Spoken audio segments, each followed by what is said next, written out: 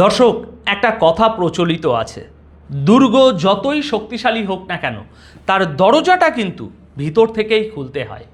ইরানের সুপ্রিম লিডারের হত্যা এটা কেবল একটা খবর নয়, এটা আধুনিক যুদ্ধের ইতিহাসের সবথেকে বড় রহস্য। ভাবুন তো একবার, যেই মানুষটা দিনের পর দিন মাটির কয়েকশো ফুট নিচে বিশ্বের সবচেয়ে সুরক্ষিত বাংকারে জীবন কাটাচ্ছিলেন, তাকে হঠাৎ করে দিনের আলোয় এনে কিভাবে হত্যা করা সম্ভব হলো? আমেরিকার কাছে এমন কোনো টেকনোলজি নেই, এমন কোনো বাংকার বাস্টার বোমা নেই যা ইরানের ওই মাটির নিচের শহর ধ্বংস করতে পারে। Satellite fail, missile fail, technology fail. তাহলে এই অসাধ্য সাধন হলো কিভাবে? উত্তরটা শুনলে আপনার শিরদাঁড়া দিয়ে ঠান্ডা স্রোত বয়ে যাবে। কারণ এই আঘাতটা আকাশ থেকে আসেনি, এসেছে একদম ঘরের ভিতর থেকে। আর এটাই হলো আসল খেলা। আজ আমরা সেই ভয়ঙ্কর সত্যটা নিয়ে আলোচনা করব, যা শুনলে আপনি বুঝতে পারবেন যুদ্ধ এখন আর বর্ডারে হয় না, যুদ্ধ হয় আপনার পাশের চেয়ারে বসা ওই মানুষটার সাথে। দেখুন, জিওপলিটিক্সে আবেগ দিয়ে কিছু হয় না, সবটাই হলো ঠান্ডা মাথার দাবার চাল। গত কয়েকদিনে যা ঘটেছে তা আমাদের চেনা সমীকরণকে পুরো উল্টে দিয়েছে। আমরা ভাবতাম ইরান মানেই দুর্ভেদ্য দুর্গ, আমরা ভাবতাম তাদের সিকিউরিটি প্রোটোকল ভাঙা অসম্ভব। কিন্তু আজকের এই ঘটনা প্রমাণ করে দিল, আপনার দেওয়াল যতই মজবুত হোক, যদি সেই দেওয়ালের ইট নড়বড়ে হয় তবে পুরো বিল্ডিং ধসে পড়তে 1 মিনিটও সময় লাগে না। আমি কোনো ভাষা কথা বলবো না, আজ একদম কাট টু কাট ডিটেলস নিয়ে কথা বলবো। কেন বিশ্বের সেরা গোয়েন্দা সংস্থারাও যা করতে পারেনি, সেটা ইরানের ভিতরের কিছু মানুষ করে দেখালো। এই বিশ্বাসঘাতকতার ব্লুপ্রিন্ট আসলে তৈরি হলো কোথায়? আজকের প্রথম বড় ব্রেকিং, ইরানের সুপ্রিম লিডারকে বাংকার থেকে বের করে আনার সেই ভয়ঙ্কর ষড়যন্ত্র। কারা ছিল সেই বিশ্বাসভাজন লোক যারা তাকে নিশ্চিত মৃত্যুর মুখে ঠেলে দিল? কিভাবে সিকিউরিটি প্রোটোকল ভেঙে তাকে কম্পাউন্ডে আনা হলো? আজ 2রা মার্চ সোমবার বেলা 12টায় এই খবর পড়ছে। দেখুন, সবার আগে আমাদের বুঝতে হবে ইরানের সুপ্রিম লিডারের নিরাপত্তা ব্যবস্থা কেমন ছিল। এটা কোনো সাধারণ নিরাপত্তা নয়। গত বেশ কিছু সময় ধরে তিনি ছিলেন মাটির গভীর বাংকারে। ইরান এমন সব বাংকার তৈরি করেছে যা আমেরিকার বাংকার বাস্টার বোমারও নাগালের বাইরে। নিউক্লিয়ার ফ্যাসিলিটিস ওড়াতে পারেনি আমেরিকা, তাহলে সুপ্রিম লিডারকে মারবে কিভাবে? আমেরিকার ট্র্যাকিং সিস্টেম, স্যাটেলাইট সার্ভেলেন্স সব কিছুই ফেল করছিল ওই মাটির যে পুরু আস্তরণ তার কাছে। অর্থাৎ প্রযুক্তিগতভাবে তাকে ছোঁয়া ছিল অসম্ভব। তাকে মারার একটাই রাস্তা ছিল, তাকে বাংকার থেকে বের করে আনা। ইসরায়েল অনেক দিন ধরেই বলছিল আমরা কমান্ডো নামাবো, ভিতরে ঢুকবো। কিন্তু দর্শক, সিরিয়াসলি বলুন তো, এটা কি হলিউডের সিনেমা? ইরানের মতো হাইলি সিকিউরড দেশে ঢুকে কমান্ডো অপারেশন করা আর ওই ভেনিজুয়েলায় মাদুরো স্টাইলে কাউকে কিডন্যাপ করা এক জিনিস নয়। সুতরাং এটা ওইভাবে সম্ভব হচ্ছিল না। তাহলে উপায় একটাই, ইনসাইড জব বা ভিতরের লোক। আর এখানেই গল্পের সেই টার্নিং পয়েন্ট। কল্পনা করুন দৃশ্যটা, ইরানের সুপ্রিম লিডারের সবচেয়ে কাছের মানুষ, কোনো টপ লেভেলের সিকিউরিটি অফিসিয়াল তাকে কনভিন্স করলো। কি বলে? হয়তো বলা হলো, হুজুর এখানে বাংকারে কমিউনিকেশনে সমস্যা হচ্ছে, অথবা জরুরি কোনো মিটিং আছে যা ফেস টু ফেস করার দরকার। যেই মানুষটা বাংকারে থাকলে পৃথিবীর কোনো শক্তি তার টিকিটিও ছুঁতে পারত না, তাকে ভুলভাল বুঝিয়ে, নিরাপত্তার দোহাই দিয়ে বা মিথ্যে অজুহাতে বাংকার থেকে বের করে আনা হলো। তাকে নিয়ে আসা হলো কোথায়? নিয়ে আসা হলো একটা সাধারণ কম্পাউন্ডে বা অফিসে। ভাবুন একবার, যেই মুহূর্তে তিনি বাংকার থেকে বেরোলেন সেই মুহূর্তেই তার ডেথ ওয়ারেন্ট সাইন হয়ে গেল। এবং এটা কোনো ছোটোখাটো ভুল নয়, এটা একটা পরিকল্পিত ছক। কারণ ঠিক সেই সময়েই ওই এলাকার ডিফেন্স সিস্টেম বা প্রতিরক্ষা ব্যবস্থাকে সম্ভবত নিষ্ক্রিয় করে দেওয়া হয়েছিল। ইরানের নিজস্ব সিস্টেম তো ছিল, সেগুলো কেন কাজ করলো না?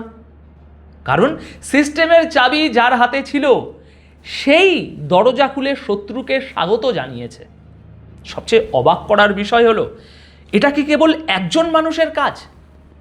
না দর্শক, এটা সম্ভব নয়। প্রায় 40 জন টপ কমান্ডার এবং সিনিয়র অফিসিয়ালকে এক জায়গায় এক সময়ে জড়ো করা হয়েছিল এবং মাত্র 1 মিনিটের ব্যবধানে একটা বা কয়েকটি সুনির্দিষ্ট হামলায় সবাইকে শেষ করে দেয়া হলো। চিন্তা করুন, এই যে 40 জন কমান্ডার, তারা কি বোকা ছিলেন? তারা কি জানতেন না যুদ্ধের সময় এক জায়গায় জড়ো হওয়া কতটা বিপজ্জনক? অবশ্যই জানতেন, কিন্তু তাদের সেখানে আনার জন্য এমন কাউকে ব্যবহার করা হয়েছিল যার উপর তাদের অন্ধ বিশ্বাস ছিল, যাকে তারা নিজের জীবনের চেয়েও বেশি বিশ্বাস করতেন। সাধারণত সুপ্রিম লিডারের সাথে দেখা করতে হলে বাংকারে চোখে কালো কাপড় বেঁধে নিয়ে যাওয়া হতো, যাতে কেউ লোকেশন জানতে না পারে। অথচ সেই লিডারকেই কিনা প্রকাশ্য দিবালোকে একটা অরক্ষিত অফিসে নিয়ে আসা হলো। তাহলে কে সেই ব্যক্তি, কে সেই কুলাঙ্গার যে নিজের দেশের সর্বোচ্চ নেতার সাথে এমন বেইমানি করল? দর্শক, এর উত্তর একটাই, বিশ্বাসঘাতকতা বা গাদ্দারি। মনে রাখবেন, যখন সবাই ভাবছে যুদ্ধটা মিসাইলের, আসল যুদ্ধটা তখন বিশ্বাসের। এখন আপনাদের মনে প্রশ্ন জাগতে পারে, আচ্ছা বুঝলাম ভিতরের লোক জড়িত, কিন্তু বাইরের বিশ্ব কি কিছুই জানতো না? দর্শক, এখানেই আসছে আমাদের দ্বিতীয় পয়েন্ট, চীন ফ্যাক্টর। আমরা জানি চীনের সাথে ইরানের সম্পর্ক অত্যন্ত গভীর। চীনের কাছে এমন রিয়েল টাইম ইন্টেলিজেন্স বা গোয়েন্দা প্রযুক্তি আছে যা আমেরিকার সমকক্ষ। চীন কিন্তু প্রতি মুহূর্তে নজর রাখছিল আমেরিকা বা ইসরায়েলের যুদ্ধবিমান কখন উঠছে, কোন রুট দিয়ে আসছে, কোথায় ফুয়েল নিচ্ছে, এই সব তথ্য চীনের কাছে রিয়েল টাইমে ছিল। তাহলে প্রশ্ন হলো, চীন কি ইরানকে জানায়নি নাকি জানিয়েছিল? লজিক কি বলে? দেখুন, আমেরিকা থেকে বা ইসরায়েল থেকে যখন কোনো বিমান ওড়ে, সেটা ইরানে পৌঁছাতে বেশ কয়েক ঘন্টা সময় লাগে। এটা তো আর ওই টেলিপোর্টেশন নয় যে চোখের পলকে চলে আসবে। মাঝখানের এই যে দীর্ঘ সময়টা, এই সময়টা যে পাওয়া গেল, চীন নিশ্চয়ই সিগন্যাল পাঠিয়েছিল। তারা নিশ্চয়ই বলেছিল হাই অ্যালার্ট, অ্যাটাক আসছে। কিন্তু দর্শক, এখানেই সেই ইনসাইড ম্যানের খেলাটা আবার চলে আসে। চীনের পাঠানো সেই সতর্ক বার্তা কার কাছে গিয়েছিল? নিশ্চয়ই সরাসরি সুপ্রিম লিডারের হাতে ওয়াকি টোয়াকি বা কম্পিউটার থাকে না। এই তথ্যগুলো আসে সিকিউরিটি চিফ বা গোয়েন্দা প্রধানের কাছে। যদি সেই সিকিউরিটি চিফ বা সেই নির্দিষ্ট অফিসিয়াল আগে থেকেই বিক্রি হয়ে গিয়ে থাকে, তবে সে কি সেই তথ্য লিডার পর্যন্ত পৌঁছাতে দেবে? কখনোই না। সে হয়তো তথ্যটা চেপে গেছে অথবা মিথ্যে তথ্য দিয়েছে যে না স্যার, ওটা ফলস অ্যালার্ট, ভয়ের কিছু নেই। ভাবুন একবার, কতটা অসহায় মৃত্যু। বন্ধু রাষ্ট্র চীন চিৎকার করে বলছে পালাও, কিন্তু নিজের ঘরের দারোয়ান কানে তুলো দিয়ে বসে আছে।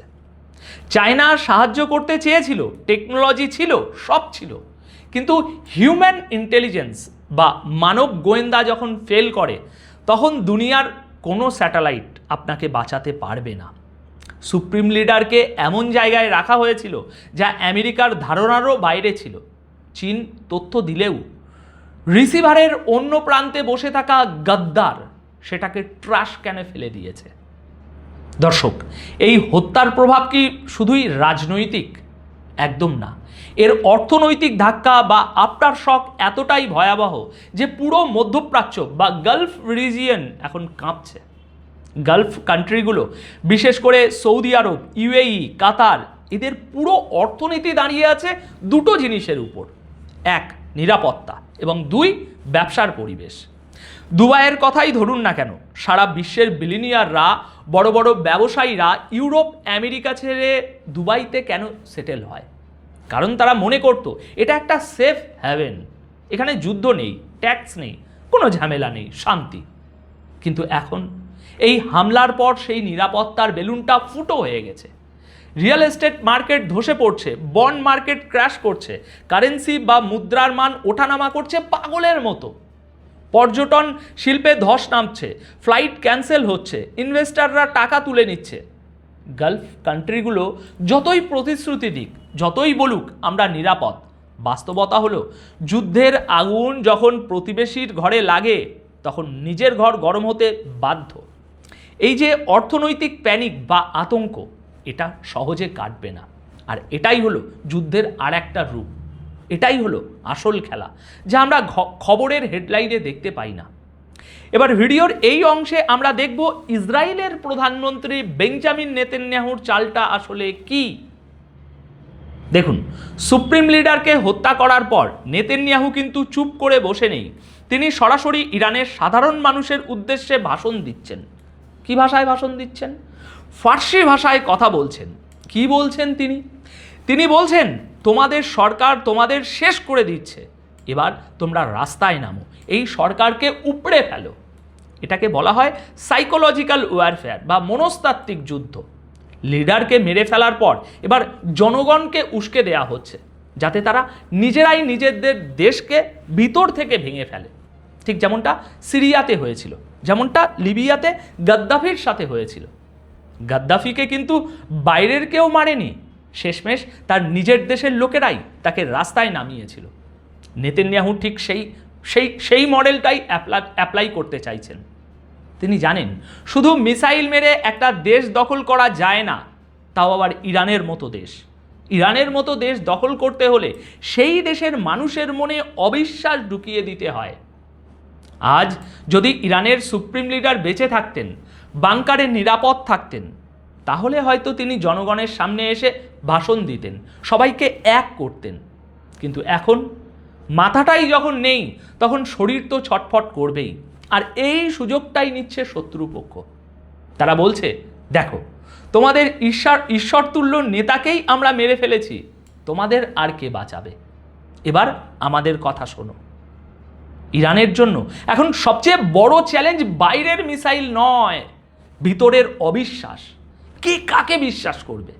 President, army chief, intelligence chief যখন 40 জন কমান্ডার এবং সুপ্রিম লিডারকে ভেতরের লোকই ধরিয়ে দেয়, তখন সাধারণ মানুষ কার উপরে ভরসা রাখবে?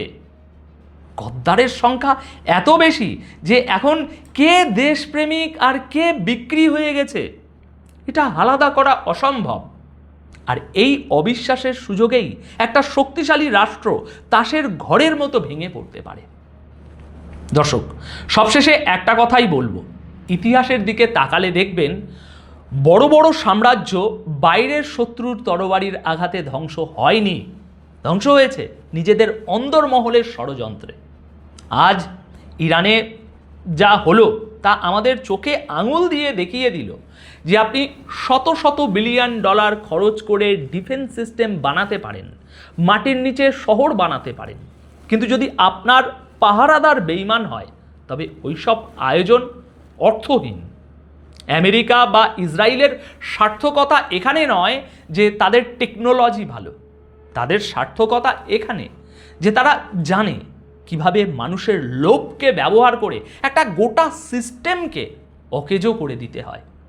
ইরানের এই ঘটনাটি কেবল একটা হত্যাকাণ্ড নয়, এটা একটা শিক্ষা। শিক্ষা এই যে প্রযুক্তির চেয়েও বড় অস্ত্র হলো হিউম্যান ইন্টেলিজেন্স বা মানুষের বিশ্বস্ততা। আর যখন সেই বিশ্বস্ততায় ফাটল ধরে, তখন সুপ্রিম লিডার হন বা সাধারণ মানুষ, নিরাপদ কেউ নয়।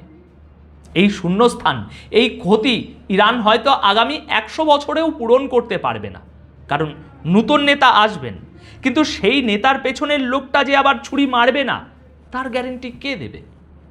দর্শক, আজকের এই বিশ্লেষণ নিয়ে আপনার কি মতামত? আপনারা কি মনে করছেন? এটা কি শুধুই টাকার জন্য গদ্দারি, নাকি এর পেছনে আরও গভীর কোনো জিওপলিটিক্যাল ডিল আছে? আমি আপনাদের কমেন্টের অপেক্ষায় থাকব, কারণ আপনাদের মতামতই আমাদের আলোচনার গভীরতা আরও বাড়ায়। আপাতত এই প্রতিবেদন তাহলে এখানেই শেষ করছি। দেখা হবে খুব শীঘ্রই পরবর্তী নিউজে। ধন্যবাদ আপনাদের সকলকে।